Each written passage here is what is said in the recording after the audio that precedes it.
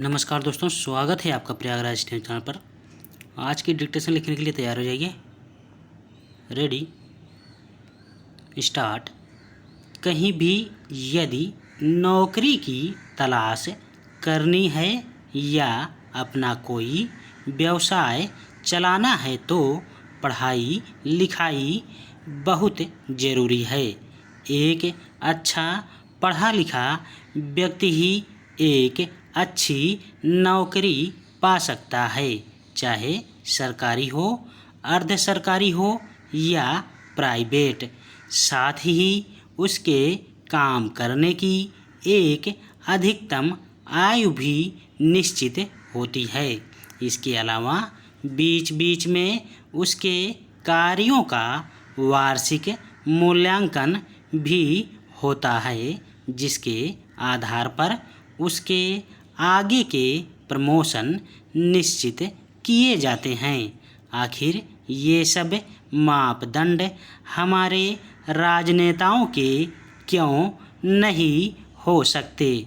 चुनाव में खड़े होने से पूर्व उनकी न्यूनतम शैक्षणिक योग्यता, आयु, शारीरिक सामर्थ्य की न सिर्फ जांच हो बल्कि रिटायरमेंट की भी आयु सीमा निश्चित हो।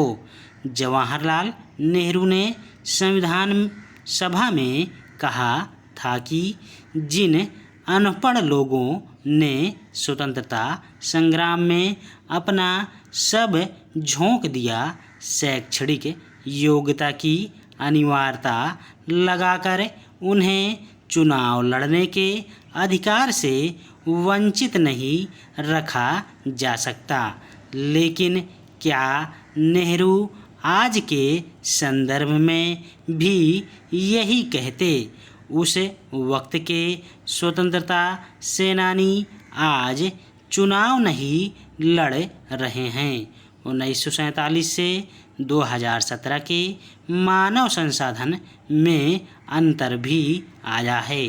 उस वक्त देश की बड़ी संख्या के लिए संसाधन मुहैया नहीं थे, तो देश को यह हक भी नहीं था कि इस तरह की कोई अनिवार्यता थोपी जाए। तब देश के लोग 90 साल तक आज़ादी के लिए जूझ रहे थे। साक्षरता दर 12% थी, आज माहौल अलग है।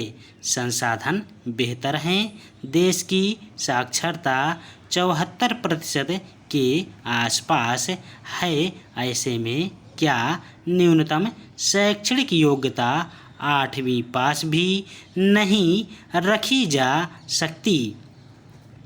कुछ राज्यों ने ग्राम पंचायतों के चुनाव के लिए शैक्षणिक अनिवार्य की है, लेकिन वह भी 5वीं, 8वीं और 10वीं पास तक ही। उत्तराखंड में भी अब अधिकतम 2 बच्चे और न्यूनतम 8वीं पास की शर्त पूरी करने वाले ही प्रधान का चुनाव लड़ सकेंगे। पंचायती राज विभाग त्रिस्तरीय पंचायत चुनाव लड़ने वाले प्रत्याशियों के लिए शैक्षिक योग्यता निर्धारित कर दी है।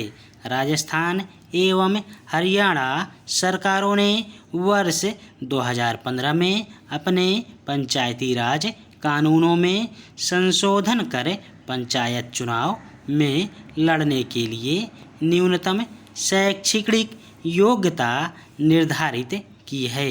राजस्थान विधानसभा ने पंचायती राज संशोधन विधेयक 2015 में पारित किया था, जिसमें जिला परिषद एवं पंचायत समिति का चुनाव लड़ने के लिए उम्मीदवार का 10वीं परीक्षा तथा सरपंच के लिए कक्षा 8 तक का अध्ययन करने की न्यूनतम अनिवार्यता रखी गई है।